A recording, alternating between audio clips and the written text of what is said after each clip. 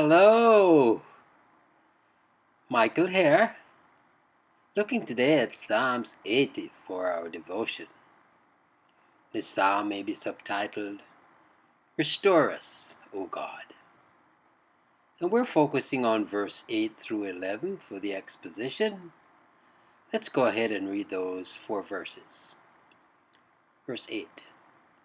Thou hast brought the vine out of Egypt. Thou hast cast out the heathen and planted it. Verse 9. Thou preparedst room before it, and didst cause it to take deep root, and it filled the land. And verse 10. The hills were covered with the shadow of it, and the boughs thereof were like the goodly cedars. And verse 11. She sent out her boughs unto the sea, and her branches unto the river. And as we turn to the treasure of David for the exposition, let's go ahead and read verse 8 again. Thou hast brought a vine out of Egypt. Thou hast cast out the heathen and planted it. Spurgeon exposits. Thou hast brought a vine out of Egypt. There it was in unfriendly soil. The waters of the Nile watered it not, but were as death to its root, while the inhabitants of the land despised it and trampled it down. Glorious was the right hand of the Lord, when with power and great wonders he removed this pleasant plant in the teeth of those who sought its destruction. Thou hast cast out the heathen and planted it. 7 nations were digged out to make a space for the vine of the Lord. The old trees, which long had engrossed the soil, were torn up, root and branch.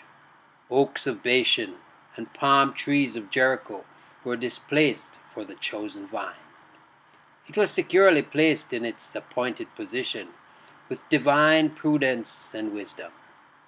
Small in appearance, very dependent, exceeding weak, and apt to trail on the ground, yet the vine of Israel was chosen of the Lord, because he knew that by incessant care and abounding skill he could make of it a goodly fruit-bearing plant. In verse 9, Thou preparest room before it, and didst cause it to take deep root, and it filled the land.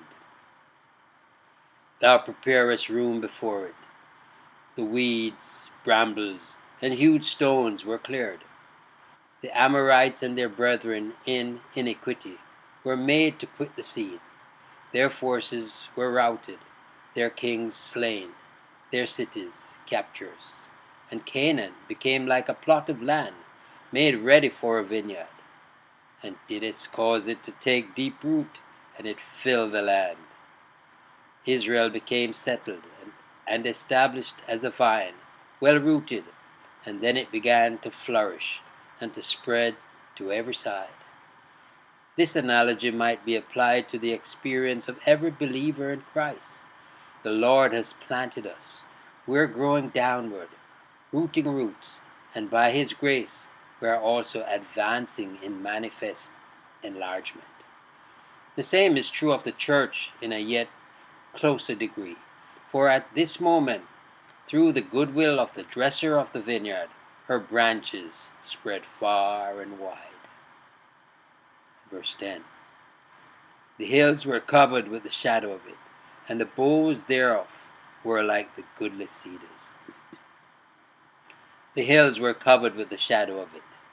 Israel dwelt up the mountain summits, cultivating every foot of soil.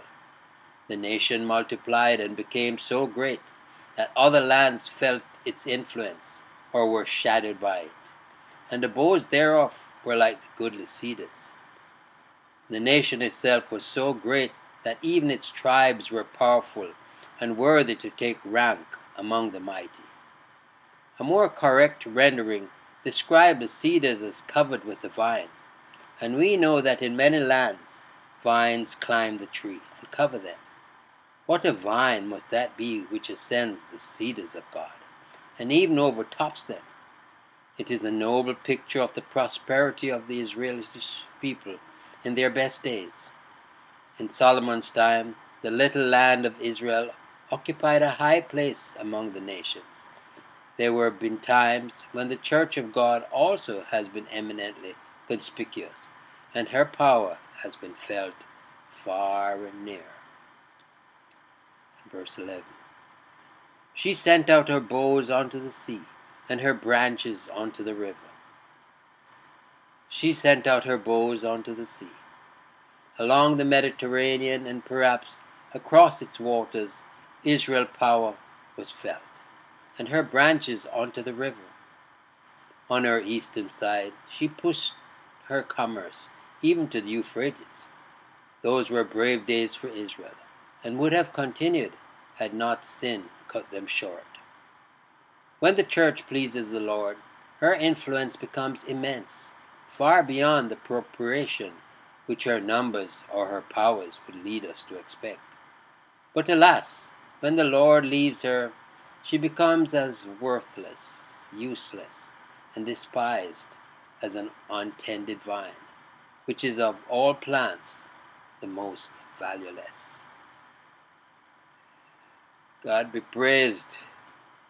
His word is a rock. He faileth not. The price for lingering and going against the word is something we don't want to know about. Let us be obedient to the will of God and reap the harvest. Trust you enjoyed the meditation. Michael here declaring yet again, Jesus is Lord. Until next time, be blessed.